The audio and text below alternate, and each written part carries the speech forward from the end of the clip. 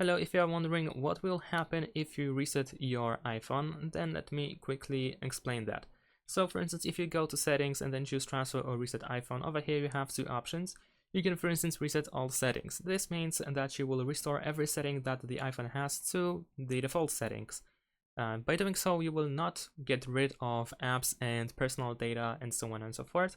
This will only affect settings, so something that you had adjusted a little bit in the options in order to make it work just like you want it to work.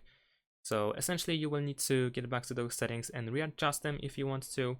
Also, sometimes this option is used in order to fix some issues with like Wi-Fi connection or something. This may also work. However, if you choose to erase all content and settings, then you will pretty much remove everything that you have on this iPhone. This includes your photos, videos, contacts, etc.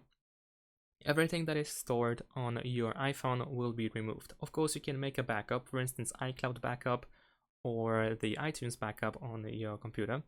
If you want to make iCloud backup, then of course you can go over here, you can go to Apple account in the settings, and then over here you will find iCloud, and here you need to tap iCloud backup, and here you can back up your device. And then if you perform the reset later on, you can get the backup, you can restore the backup and get some things back. So everything that will be saved on iCloud can be restored, and what is not backed up then of course will be gone forever. So you need to be careful with the factory reset or with the erase all data option, because you might lose something permanently. And that's pretty much it. Thanks for watching, leave a like and subscribe to my channel, and see you in my next videos. Bye!